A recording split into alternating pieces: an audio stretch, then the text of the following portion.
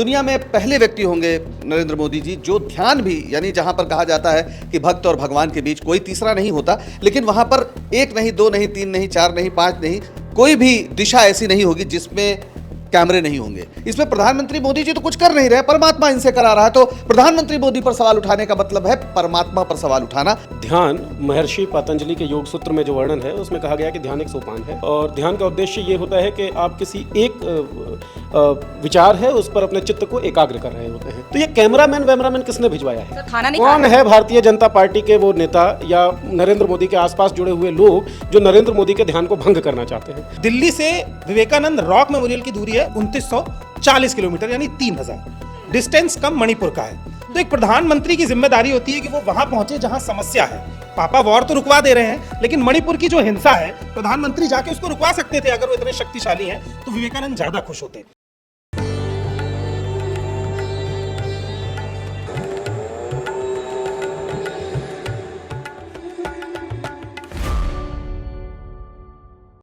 इस देश के 33 करोड़ कुपोषित और भूखे लोगों को मंदिरों में स्थापित कर दिया जाए और मंदिरों से मूर्तियां देवी देवताओं की हटवा दी जाएं, ये कहने वाले विवेकानंद एक बार फिर से चर्चा में हैं। और इसलिए क्योंकि उनसे जुड़ा हुआ विवेकानंद रॉक मेमोरियल, आज वहां पे कई कैमरे हैं, दसियों कैमरे हैं और वहां पे हजारों सुरक्षा कर्मी हैं, क्योंकि प्रधानमंत्री नरेंद्र मोदी इस समय वहां पे ध्यान लगाए हुए हैं। नमस्कार, मेरा नाम है निवेदिता शांडिल्य और आप देख रहे हैं मॉलिटिक्स। हमारे साथ है नीरज जी, हमारे साथ है पंकज जी, राघव है हमारे साथ। तो आज इसी बात पर चर्चा होगी, ध्यान है या ध्यान खींचने की एक कला है। तो अभी सर सबसे पहले मैं आपके पास आती हूं। पहला जो कोटेशन मैंने जिसकी बात की, और इसके अलावा विवेकानंद ने यह भी कहा था कि फुटबॉल खेलो, प्रार्थना से ज्यादा आप ईश्वर के करीब हो जाओगे। इस तरह का क्रांतिकारी विचारक, उनके नाम पे इस समय जो हिंदुत्व का ये खेला हो रहा है या कहिए कि तमाशा चल रहा है, प्रधानमंत्री का इस समय जब केवल चुनाव प्रचार खत्म हुए हैं लेकिन वोटिंग चल रही है और वोटिंग के दिन तक ही वो ध्यान करेंगे, ये मामला क्या है पूरा? ये मामला सीधे सीधे ध्यान लगाने का नहीं, ध्यान खींचने और ध्यान भटकाने का पूरा मसला है। जिस तरीके से प्रधानमंत्री मोदी लगभग हर वोटिंग के दिन कहीं कुछ ऐसा कर रहे होते हैं, चाहे रैलियां कर रहे होते हैं, चाहे कुछ और, जहां पर सीधे प्रसारण होता रहे ताकि लोगों के सामने वो मौजूद रहें। दुनिया में पहले व्यक्ति होंगे नरेंद्र मोदी जी जो ध्यान भी, यानी जहां पर कहा जाता है कि भक्त और भगवान के बीच कोई तीसरा नहीं होता, लेकिन वहां पर एक नहीं, दो नहीं, तीन नहीं, चार नहीं, पांच नहीं, कोई भी दिशा ऐसी नहीं होगी जिसमें कैमरे नहीं होंगे, साउंड इफेक्ट नहीं होगा, लाइट्स का इफेक्ट नहीं होगा। तो ये सीधे सीधे एक अभिनय है जो वो कर रहे हैं। और इस बहाने आप ध्यान दीजिए तो प्रधानमंत्री मोदी की लगातार कोशिश है कि वो अपने को भारत के राजनेता के रूप में ही नहीं, एक आध्यात्मिक नेता के रूप में भी पेश करें। और कई बार तो ऐसा लगता है जैसे ईरान वगैरह में आयतुल्ला खुमैनी होते हैं कि राजनीति के भी वो नेता हैं और धार्मिक भी नेता है, कुछ वैसा ही भारत में प्रधानमंत्री मोदी जी अपनी स्थिति चाहते हैं। और इसीलिए खुद को अब उन्होंने देवदूत घोषित कर दिया है। उन्होंने कहा है कि वो जो कुछ भी करते हैं दरअसल परमात्मा उनसे कराता है। तो अगर परमात्मा कोई करा रहा है तो इस देश में जो धर्मभीरू जनता है, जो मानती है कि सब कुछ ईश्वर की इच्छा से हो रहा है, तो फिर वो तो ये मानेगी ना कि भाई प्रधानमंत्री ये बने हैं परमात्मा की इच्छा से, ये जो कर रहे हैं वो परमात्मा की इच्छा से कर रहे हैं। तो फिर इन पर सवाल कैसे उठे?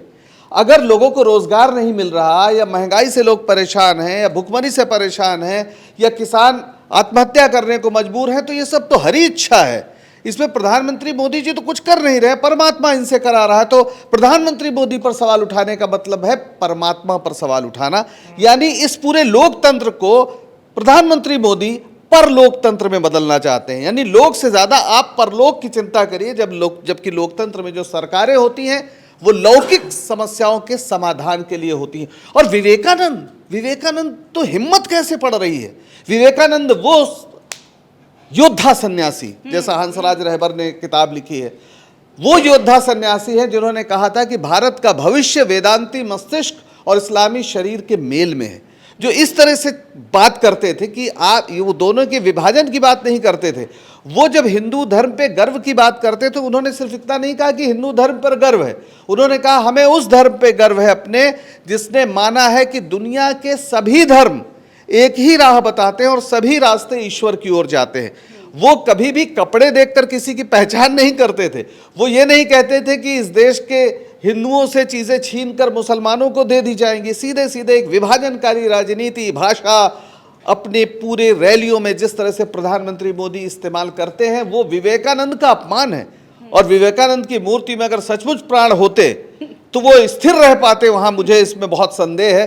तो ये विवेकानंद का भी अपमान है, ये धर्म का भी अपमान है, ये ध्यान और योग की पूरी जो सात्विक परंपरा है ये उसका भी अपमान है। बिल्कुल सर, मैं आपके पास आऊंगी, इससे जुड़े और भी सवाल हैं अभी मेरे दिमाग में, लेकिन अभी ये भी बात हो रही है कि विपक्ष को लेकर के भी कि विपक्ष क्यों बौखला रहा है। अरे भाई ध्यान तो कर ही सकते हैं, प्रचार खत्म हो गया, वो ध्यान करने गए हैं, प्रधानमंत्री हैं, कैमरा तो जाएगा ही, सुरक्षाकर्मी तो जाएंगे ही, क्यों नहीं चाहता विपक्ष की उन्हें दिखाया जाए?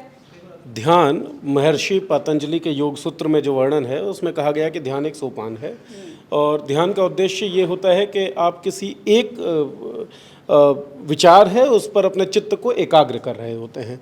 आप दुनियावी चीज़ों से अलग हो जाते हैं, एक जगह पे आपकी एकाग्रता रहती है। तो मेरा ये सवाल है कि मोदी जी तो ध्यान कर रहे हैं, अपने चित्त को एकाग्र करने गए होंगे, ध्यान का उद्देश्य यही है, तो ये कैमरामैन किसने भिजवाया है? सर खाना नहीं कौन है भारतीय जनता पार्टी के वो नेता या नरेंद्र मोदी के आसपास जुड़े हुए लोग जो नरेंद्र मोदी के ध्यान को भंग करना चाहते हैं? पहला सवाल तो ये, कई बार बातचीत चल रही थी कि योगी आदित्यनाथ जो हैं वो भी पीएम पद के उम्मीदवार हो सकते हैं, उम्मीदवार मतलब नहीं, पीएम हो सकते हैं, इनको रिप्लेस करेंगे कभी आने वाले समय में। अमित शाह की बात तो खैर अरविंद केजरीवाल ने कही कि अमित शाह के लिए ही ये चुनाव हो रहा है और नरेंद्र मोदी वोट अमित शाह के लिए मांग रहे हैं। तो क्या अमित शाह नरेंद्र मोदी का ध्यान भंग करना चाहते हैं, इसलिए नरेंद्र मोदी के साथ इतने सारे कैमरे हैं? एक सवाल ये पैदा होता है, क्योंकि ध्यान का उद्देश्य है अपने चित्त को एकाग्र करना। मुझे नहीं लगता कि अमित शाह नरेंद्र मोदी का ध्यान भंग करना चाहते होंगे, इसलिए कैमरा वैमरा उनके साथ भेजा है। तो दूसरा सवाल होता है कि नरेंद्र मोदी ने खुद ही कहा होगा कि भाई देखो ध्यान व्यान करने जाऊं तो कैमरा वैमरा रख लेना। अब अगर कैमरा वैमरा रख के गए हैं, दसियों कैमरामैन हैं, अलग अलग पोजेज अलग अलग मुद्राओं में उनकी फोटोज आ रही हैं, तो ये ध्यान तो है नहीं। ध्यान खींचने का एक जरिया है, एक तरीका है, जिस पे आप भी बोल चुकी हैं और पंकज जी भी बोल चुके हैं। विपक्ष क्यों बौखला रहा है? बौखला नहीं रहा है। विपक्ष वो जरूरी बात कर रहा है जो जरूरी बात हर नागरिक को करना चाहिए। लोकतंत्र विपक्ष की बपौती है क्या? लोकतंत्र सत्ता की बपौती है क्या? लोकतंत्र से विपक्षी राजनेताओं को ही फायदा होता है क्या? लोकतंत्र का सबसे बड़ा बेनिफिशियरी अगर कोई है तो वो लोग हैं, सिटीजन है। लोकतंत्र मतलब लोगों का तंत्र, हमारी व्यवस्था, हमारा शासन। और लोकतंत्र का अगर अपघटन होता है, लोकतंत्र की मर्यादाएं अगर शिथिल पड़ती हैं, कमजोर होती हैं, तो हम लोग कमजोर पड़ेंगे, लोग कमजोर पड़ेंगे। अब लोकतंत्र की बात मैं कर क्यों रहा हूं? चुनाव चल रहे हैं, आज कल आखिरी दिन था प्रचार का। आज आप प्रचार भी नहीं कर सकते क्योंकि कल वोटिंग है।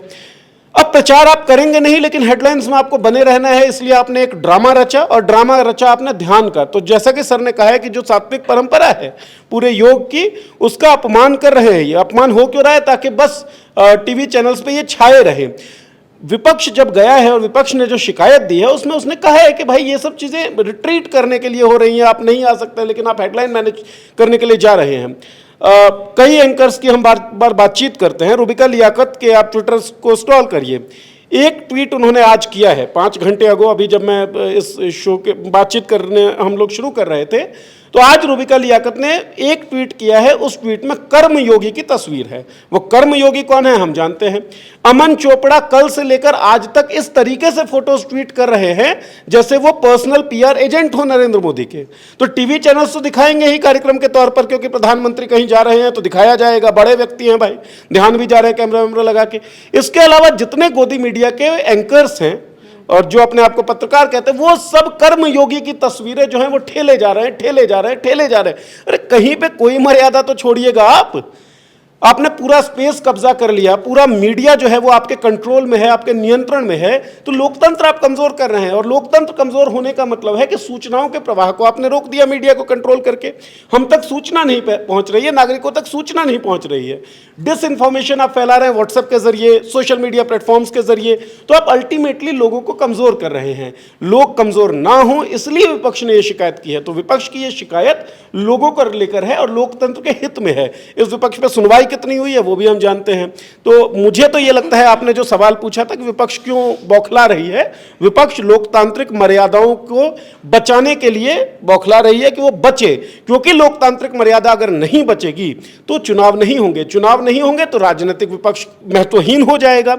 लेकिन इसका बड़ा जो असर है वो लोगों के ऊपर पड़ेगा, लोग ही महत्वहीन हो जाएंगे और कमजोर हो जाएंगे। इसलिए विपक्ष का बौखलाना या शिकायत शिकायत करना बिल्कुल जायज़ है, क्योंकि नरेंद्र मोदी पहले मीडिया पे कंट्रोल करके और अब जिस तरीके के वो टिटम्बे कर रहे हैं और गोदी मीडिया के तमाम एंकर्स जिस तरीके से उसको प्रोपेगेट कर रहे हैं, दिखा रहा है कि ये ध्यान व्यान के जरिए केवल और केवल हेडलाइन खींचने को और मीडिया के मैनेज करने की कोशिशें चल रही हैं। अभी मीडिया की बात होगी है राघव, तो आपके पास आते हैं। मंडी में मीडिया आप पूरा बाकायदा आप सीरीज कर रहे हैं, वो सीरीज आप देखना ना भूलें। कैसे पोल खोल रहे हैं राघव, वो स्टोरीज आप देखिएगा। राघव, आपके पास मैं ये जानने के लिए आ रही हूँ कि जो ये जिनकी आप पोल खोल भी रहे हैं, सुशांत सिन्हा और रूबिका लियाकत, तो ये सारे लोग हों, ये लोग इस समय स्पोक्स पर्सन बने हुए हैं। बीजेपी के अपने स्पोक्स पर्सन है, लेकिन ये प्रधानमंत्री मोदी के स्पोक्स पर्सन है, जो कि कह रहे हैं अच्छा यही आप नहीं दिखाने के लिए बोले थे, हम तो दिखाएंगे। वो चिढ़ा रहे हैं। और इस समय आप जरा उनकी भाषा देखिएगा। सुशांत सिन्हा का एक ट्वीट है, बाकायदा मैंने उस पर आपका भी रिप्लाई भी देखा था। तो आप जो है ये मीडिया वाले जो इस समय तमाशा रच रहे हैं, उस पर थोड़ा आप प्रकाश डालें। ये एक कोरा तमाशा है। जैसे अभी नया चलन शुरू हुआ है कि शादी से पहले एक प्री वेडिंग शूट होता है, तो ये ध्यान से पहले प्री ध्यान शूट है। ध्यान होगा कि भी नहीं होगा इसकी भी कोई श्योरिटी नहीं है, लेकिन तस्वीरें आ गई। मैं एक बहुत सिंपल सी बात करूंगा जिससे पूरा नैरेटिव आपको समझ में आ जाएगा। दिल्ली से मणिपुर की दूरी है 2350 किलोमीटर और दिल्ली से विवेकानंद रॉक मेमोरियल की दूरी है 2940 किलोमीटर, यानी 3000। डिस्टेंस कम मणिपुर का है। तो एक प्रधानमंत्री की जिम्मेदारी होती है कि वो वहां पहुंचे जहां समस्या है। पापा वॉर तो रुकवा दे रहे हैं, लेकिन मणिपुर की जो हिंसा है, प्रधानमंत्री जाके उसको रुकवा सकते थे। अगर वो इतने शक्तिशाली हैं तो विवेकानंद ज़्यादा खुश होते। अब सवाल ये खड़ा होता है कि वो वहाँ पर क्यों गए हैं। तो उसके पीछे के तमाम सारे कारण हैं, क्योंकि प्रधानमंत्री ने जो पाप पिछले 10 साल में किए हैं उनका प्रायश्चित भी बहुत ज़रूरी है। जब उनके परिवार की 2 महिलाओं को, क्योंकि सब मोदी का ही परिवार है, तो उनके परिवार की 2 महिलाओं को जब निर्वस्त्र मणिपुर में घुमाया जा रहा था, तो किसी भी परिवार का ऐसा कोई पुरुष नहीं होगा कि ऐसा देख के भी उस पर 2 शब्द ना बोल पाए। तो यहाँ उन्होंने पाप किया। विवेकानंद रॉक मेमोरियल तक जाने के रास्ते में वो इलाका भी पड़ता है जहाँ प्रज्वल रेवन्ना ने अपने तमाम वीडियोस की छाप छोड़ रखी है। प्रधानमंत्री वहाँ भी एक बार जा सकते थे। तो इससे समझ आता है कि वो कोई सॉल्यूशन के लिए किसी यात्रा पे नहीं निकले हैं। ये कोरा प्रचार है जिसमें प्रधानमंत्री दिखाना चाहते थे। वो सारा नैरेटिव दिख रहा है कि मोदी मानव नहीं महामानव है, मोदी पुरुष नहीं महापुरुष हैं, मोदी योगी नहीं महायोगी हैं। वो महाशब्द बार बार जब आपको एंकर्स की टाइमलाइन पे दिखेगा, हर 20 मिनट बाद एक ट्वीट आएगा आपके पास जिसमें मोदी बैठे हुए हैं और पीछे से एक बैकग्राउंड म्यूजिक में ओम का साउंड भी आ रहा है। मतलब प्रधानमंत्री खुद ओम बोल भी नहीं पा रहे हैं। 7-8 एंगल से उनकी तस्वीरें हैं। अब मेरा सवाल ये है कि विवेकानंद ने जो धर्म संसद में कहा था कि धर्मांधता और कट्टरता किसी भी देश को गर्त तक ले जाती है। एक समय ऐसा आएगा जब हर देश में हर धर्म के ध्वज पे लिखा होगा कि विवाद नहीं संवाद। उसी विवेकानंद के सामने ध्यान लगाते हुए क्या प्रधानमंत्री के दिमाग में फिर से हिंदू मुस्लिम नहीं पकड़ा होगा? इस चीज़ की कोई श्योरिटी है? क्योंकि वो प्रधानमंत्री तो आके कह रहे हैं ना कि आपका जो कुछ है वो ज़्यादा बच्चे पैदा करने वालों को दे दिया जाएगा, उनको दे दिया जाएगा, मुसलमानों को आरक्षण दे दिया जाएगा। विवेकानंद जी अगर आज मौजूद होते और ये सारे भाषण वो कहीं खड़े होकर सुन रहे होते, तो मोदी की रैली में खड़े होकर पहला काला कपड़ा दिखाने वाले व्यक्ति विवेकानंद ही होते, क्योंकि वो ये चाहते थे कि दुनिया का कोई भी धर्म आपस में ना लड़े। और उनकी इस थॉट को अगर किसी ने भारत में डैमेज किया है तो उसका सबसे ज़्यादा श्रेय प्रधानमंत्री को जाता है। तो हो सकता है उनको अपने पाप याद हों, क्योंकि जब आप जाने वाले होते हैं तो आप अपने पापों का प्रायश्चित करते हैं। तो हो सकता है प्रधानमंत्री मोदी को लग रहा हो कि अब समय आ गया है कि मैं सत्ता से शायद चला जाऊं, तो एक प्रधानमंत्री होने के नाते जो मैंने पाप किए हैं उनका प्रायश्चित एक प्रधानमंत्री होते होते ही कर लूँ, बाद में हो सकता है मेरे आगे पूर्व लग जाए। तो ये लेकिन इसमें सबसे ज़्यादा दुखदायक यही है कि शाम के 7 से रात के 10 तक जो 3 घंटे आप टीवी देखते हैं और जिसे आप खबर समझते हैं, वो असल में एक पीआर है। और उस पीआर में आपको एक आदमी भगवा चोला ओढ़ के आता हुआ दिखेगा।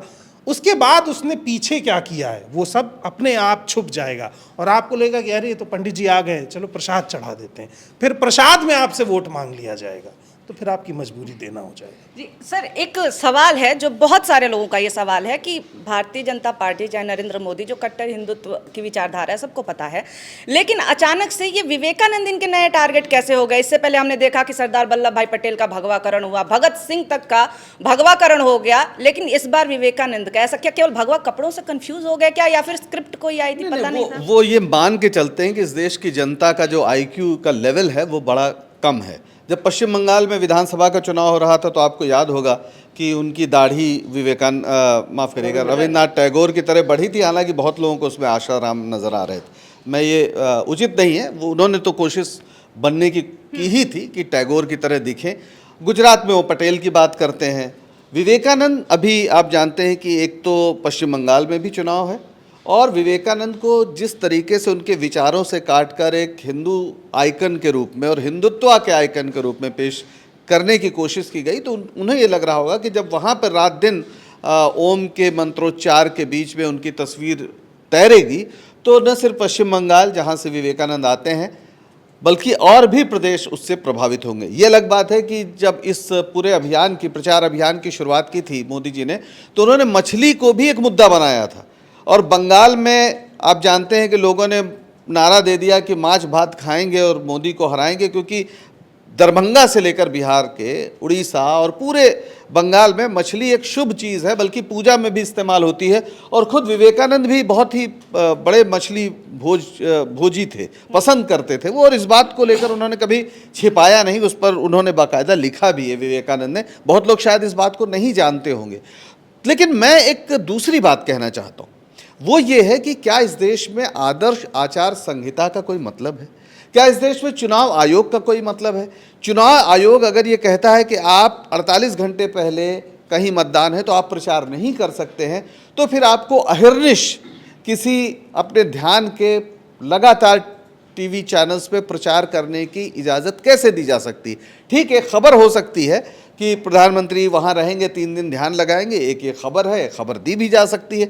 लेकिन अगर आप लाइव कवरेज कर रहे हैं तो दरअसल आप जो आदर्श आचार संहिता है उसका खुलेआम उल्लंघन कर रहे हैं, उसकी धज्जियां उड़ा रहे हैं। और वहाँ पर हमारा चुनाव आयोग पूरी तरह से शांत है, चुप है, बल्कि उसे पिछले दिनों बड़े दबाव में जब उसने एक नोटिस भी जारी किया तो प्रधानमंत्री को नहीं जारी किया, वो पार्टी के अध्यक्ष नड्डा जी को जारी किया और बैलेंस करने के लिए राहुल गांधी के भी एक विषय को उठाकर मल्लिकार्जुन खड़गे जी को भी भेज दिया। तो ये तो हमारे जो केचुआ जिसको लोग कहते हैं, यानी केंद्रीय चुनाव आयोग, कुछ और ना समझिए, तो जो केंद्रीय चुनाव आयोग है उसकी तो ये स्थिति बन गई है। और पूरे प्रधानमंत्री के पूरे अभियान की शुरुआत में ही उन्होंने ये गारंटी की थी कि इस केंद्रीय चुनाव आयोग में कोई भी ऐसा व्यक्ति ना हो जिसके पास शेषन जैसी रीढ़ हो। और इसीलिए सुप्रीम कोर्ट ने जब कहा था कि सुप्रीम कोर्ट के चीफ जस्टिस भी चयन प्रक्रिया वाली जो समिति है, चयन समिति है, उसमें रहेंगे, तो कानून बनाया गया जिसमें चीफ जस्टिस को हटा दिया गया, प्रधानमंत्री, उनके कैबिनेट मंत्री और साथ में विपक्ष के नेता, यानी 3-2, जो चाहेंगे वो बनाए, 2-1, जो चाहेंगे, जिसको चाहेंगे बनाएंगे। और पूरा केंद्रीय चुनाव आयोग पहला ऐसा आयोग है जिसके बारे में इतनी ज़्यादा शिकायतें पूरे देश में हर जगह की जा रही हैं।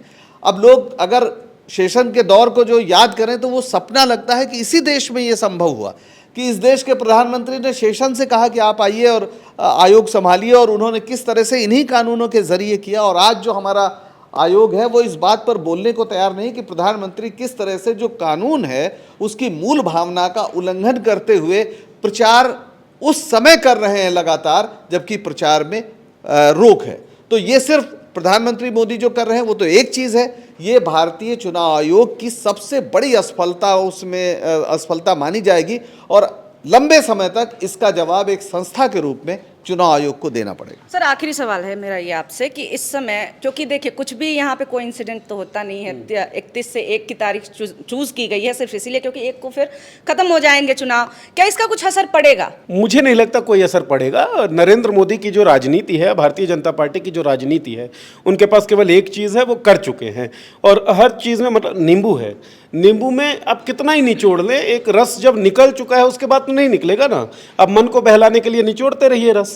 राम मंदिर की जो प्राण प्रतिष्ठा हुई थी वो भी इसी उद्देश्य से की गई थी, अधूरे मंदिर में प्राण प्रतिष्ठा। तमाम शंकराचार्यों ने विरोध किया, लेकिन कितनी बातचीत हुई, कितनी चर्चा हुई, कितनी डिबेट हुई। भाजपा के जो आंतरिक लोग हैं वो ये बताते हैं कि यार राम मंदिर का मुद्दा जो है इस बार बन नहीं पाया। प्रधानमंत्री मोदी पहले चरण के जब वोटिंग हुई थी उसी वक्त से लगातार पोलराइज करने की कोशिश करते रहे, सांप्रदायिकता का कलर ठूंसने की कोशिश करते रहे। हालांकि उनकी पूरी राजनीति सांप्रदायिकता को पुश करती है, लेकिन इन चुनावों में वो हिंदू मुस्लिम बहुत ज़्यादा हुआ नहीं है, क्योंकि हिंदू मुस्लिम के नाम पर किसी को आप पाकिस्तानी कह दीजिए आपके अब्दुल को टाइट किया जाएगा, इस नाम पे आपके जितने वोटर्स बनने थे वो बन चुके हैं। अब आप नए वोटर्स कहाँ से क्रिएट कर लीजिएगा? एक कहावत है अंग्रेजी का बड़ा फेमस कि आप कुछ लोगों को कुछ समय के लिए मूर्ख बना सकते हैं, आप बहुत से लोगों को कुछ समय के लिए मूर्ख बना सकते हैं, कुछ लोगों के लिए, कुछ लोगों को बहुत समय तक मूर्ख बना सकते हैं, लेकिन आप सारे लोगों को हमेशा के लिए मूर्ख नहीं बना सकते हैं। तो वो मूर्खता का भी एक थ्रेशोल्ड होता है, वो थ्रेशोल्ड अब क्रॉस हो चुका है। नरेंद्र मोदी दरअसल कर क्या रहे हैं? पूरे टाइम सांप्रदायिक एजेंडा ठूसते रहे, बीच बीच में योजनाएं लाके इवेंट जीविता भी की, मीडिया को कंट्रोल करके उसको खूब चलाया कि भाई ये देखो ये कर दिया, नोटबंदी वोटबंदी, और तमाम योजनाएं फेल हो गई। अब जब राम मंदिर तक चुनाव का मुद्दा नहीं बन पाया तो अरुण गोविल जैसे प्रत्याशी उतरे जो कहते हैं कि मुझे वोट नहीं दोगे तो राम को वोट नहीं दोगे। तुमसे लोग पूछेंगे कि जब राम तुम्हारे एरिया से चुनाव लड़ रहा था तो तुम क्या कर रहे थे। इस तरह की चीजें, नैरेटिव जो है वो बीजेपी ने ठूसने की कोशिश की, लेकिन सांप्रदायिक वो बना नहीं पाए इन चुनावों को, ये बात तय है। तब नरेंद्र मोदी क्या करने लगे कि भाई अब तो मामला बैठ ही नहीं रहा, सांप्रदायिकता मैं कर ही नहीं पा रहा हूं, हिंदू मुसलमान वाले मामले से मैंने जितना रस निचोड़ना था निचोड़ चुका हूं, तो अब मैं क्या करूं। तो अब ऐसा करता हूं कि हिंदू एक राजमहल समझिए और मैं इस राजमहल की राजगद्दी पर बैठ जाता हूं। तो नरेंद्र मोदी अब इस घोषणा में लग गए हैं कि मैं ही देवदूत हूं, मैं ही भगवान का अवतार हूं, शायद मैं अपने मां के कोख से पैदा हुआ हूं, शायद बोला था ना उन्होंने, और पहले मां के साथ ही फोटोज वाटोज खूब ये प्रसारित करते रहते। तो नरेंद्र मोदी को पता पड़ गया है जो उनका स्टाइल ऑफ पॉलिटिक्स है, वो ना तो अब वोट कन्वर्ट करवा पा रहा है और ना ही वो लोगों को कन्वर्ट कर रहा है, लोगों को अपनी तरफ जोड़ पा रहा है। इसीलिए वो नया पैंतरा है कि हम ही भगवान है टाइप, अपनिच भगवान है टाइप कोई एक नारा दे पाए। और ये जो पूरी चीज़ है विवेकानंद से अपने आप को जोड़, मतलब विवेकानंद को चर्चा में ले आने की चीज़ के राजनीतिक प्रयोजन तो होंगे ही। इसका एक मकसद यही है कि देखो भाई अब तो हम साधु संन्यासियों के लेवल की बात कर रहे हैं, उस तरह के आदमी हैं। लेकिन मुझे लगता नहीं चुनावों पे इसका बहुत ज़्यादा असर पड़ेगा। चुनावों पे असर किसका पड़ेगा ये मैं एक लाइन में बस बोल देता हूँ। इलेक्शन कमीशन जब वोटर टर्नआउट के अपडेट्स देता है, वो अपडेट शाम के 7 बजे कुछ और होता है, 10:30 बजे चुनाव आयोग कह देता है कि भैया गलती हो गई थी, 1-2% और बढ़ गया। अगले दिन शाम के 6 बजे कहता है नहीं एक और गलती हो गई थी, 2% और बढ़ जाता है। तो किसी एक राज्य में, किसी एक कॉन्स्टिट्यूएंसी पे अगर आप 4 से 5% वोटर टर्नआउट आपका बढ़ रहा है, वो करेंगे कैसे ये बड़ा मुश्किल लगता है, लेकिन जब जारी कर दिया स्टेटमेंट तब तो वो बढ़ ही चुका है। तो इलेक्शन पे प्रभाव ये वोटर टर्नआउट का बढ़ना होगा। इलेक्शन पे प्रभाव ईवीएम का पड़ेगा, जिस ईवीएम पे बहुत सारे आरोप लगे हैं, और वो आरोप मतलब किसी ना किसी हद पे मुझे लगता है शायद सही हो शायद गलत हो। निष्पक्ष जांच तो अब तक हुई नहीं ना, निष्पक्षता के साथ उसके ऊपर कोई कंसोलिडेशन आया नहीं, कोई कंक्लूजन आया नहीं है।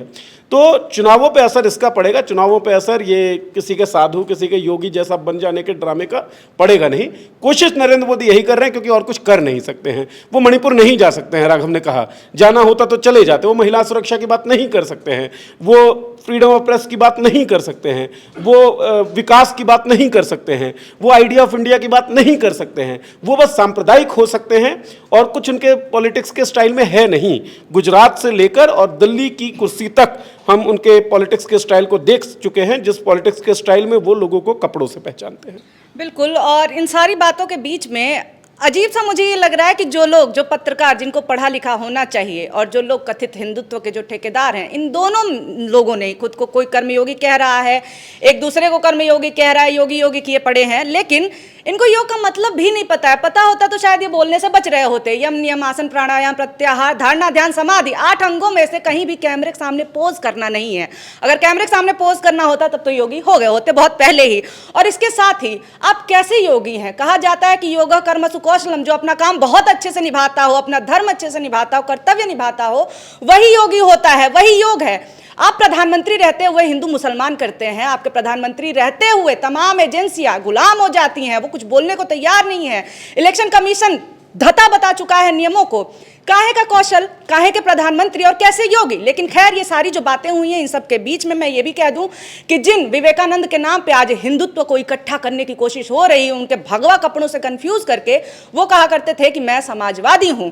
ऐसे में ये ध्यान है या ध्यान खींचने की कला, ये आप हमें कमेंट करके बताएं। और हाँ, अगर ये चर्चा अच्छी लगी हो तो लाइक जरूर कर दें। आगे किन मुद्दों पर आप चर्चा सुनना चाहते हैं ये भी हमें कमेंट करके बता सकते हैं। और ऐसे वीडियोज आपके सामने आते रहें जो कि अन्य माध्यमों से नहीं आ पाते हैं, उसके लिए हमारे चैनल मॉलिटिक्स को सब्सक्राइब करना ना भूलें। बहुत शुक्रिया, बहुत धन्यवाद।